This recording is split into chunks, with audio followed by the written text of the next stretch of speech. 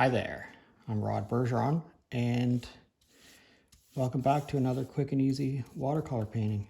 I'm wetting the top 2/3 of this page. This is 140-pound watercolor paper, and I'm using a 3/4 inch brush. And I'm going to pick up a whole bunch of blue, and I'm going to do a couple of streaks like that. That's not quite as intense as I'm looking for. Maybe like that. Okay, so it's just 3 streaks of blue radiating out of the bottom left-hand corner like that. And I'm going to take this brush, I'm not going to rinse it out, and I'm going to pick up a whole bunch of this, which is Payne's gray. I'm going to put that in here and maybe a little bit here, but I'm trying to make like a rocky outcropping.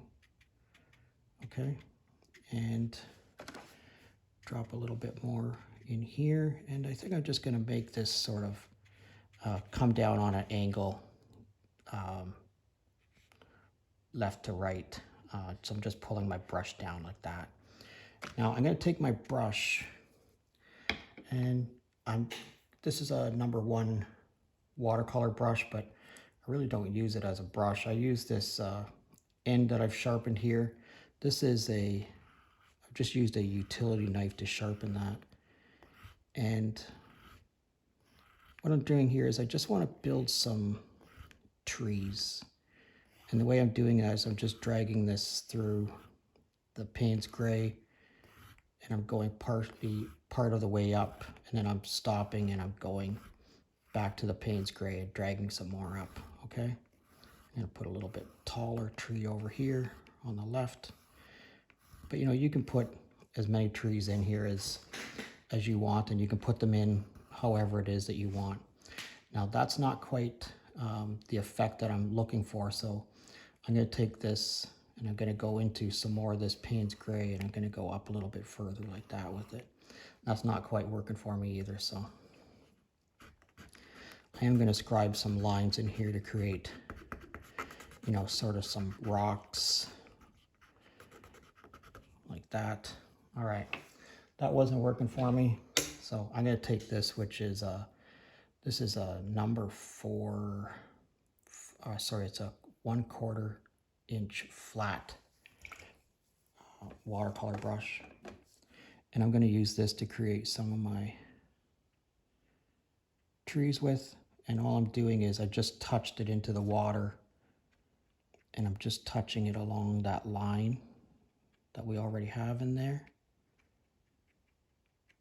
With watercolor, you have to be willing to improvise, and when one thing's not working for you, switch to another thing.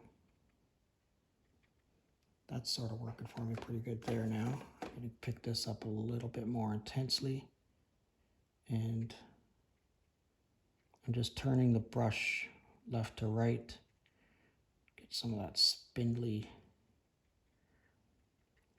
pine tree effect that I'm looking for. I was recently just up north in northern Ontario, and the pine trees are very tall but have very few actual branches on them. See, that's much better. That's much more of the effect that I'm going for. Sorry, I'm losing my voice a little bit. Yeah, that's much better. And you see how that's all bleeding off into there? Nice. All right, I'm gonna put a little bit more water into this. And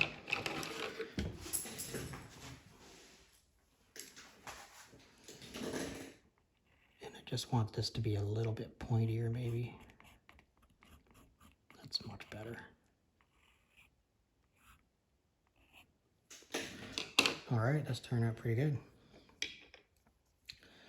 Sometimes you just have to be patient with watercolor and just put it in very loosely. And remember, we're going for impressionism here. This is not, we're not going for high realism or anything. I don't think anybody's watching me expecting me to paint high realism. That's not what I do. I put stuff on the page and I allow it to, do its own thing and create its own little world without me touching it or moving it around too much. That's all turning out pretty cool right there. So is this all turned out pretty neat. All right, now I'm going to pick up a little bit of sienna. I'm going to drop some sienna into a few places, maybe even a little bit in here, like that. Okay, I'm going to pick some sienna up. This is sienna right off the palette because I want it to be a little bit more intense. Okay, and then I'm going to take my my #1 watercolor brush, #1 round watercolor brush again with the sharpened end, and we're just going to scribe into a few places like that. Create a little bit of a sort of undergrowth, scrubby brush-like. Okay, I do the same thing here, maybe here.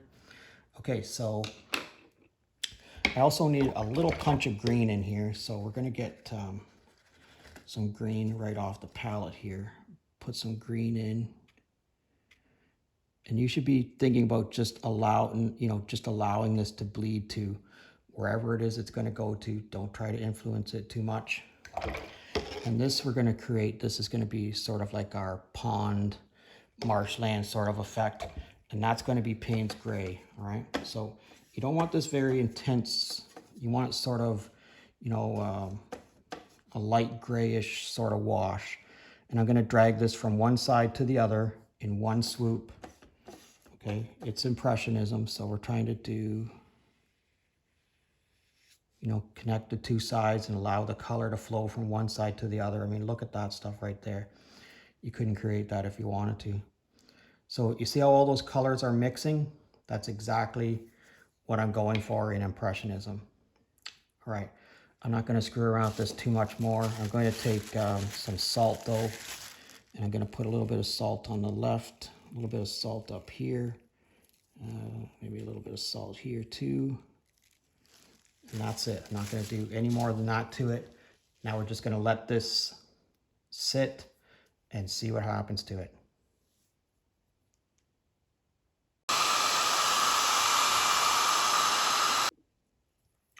All right, let's check this out and see what happened. These trees actually turned out pretty cool. I kind of like all that color that bled into them there. We put this green in, and you see how the green sort of mixed in with these? Yeah, and then this scribing up here, this is very, very interesting for me. I like both of those bits of scribing. Let's see what happens when we put our mat on here. Yeah, pretty interesting, right? All right, push it up here, get more of the sky. I'm not too much of a fan of that right there, but I kind of like it when we push it down here and that goes off the page like that. I think that's pretty interesting. Anyways, I'd love to know what you think of it. Let me know in the comment section. And I'd love to know where you're from. If you could drop me a line in the comment section, let me know where you're from. I'd really appreciate it. And if you're currently a subscriber, thanks a lot. And if you're not currently a subscriber, please consider subscribing to my channel. Thanks a lot for watching, and we'll see you again next time.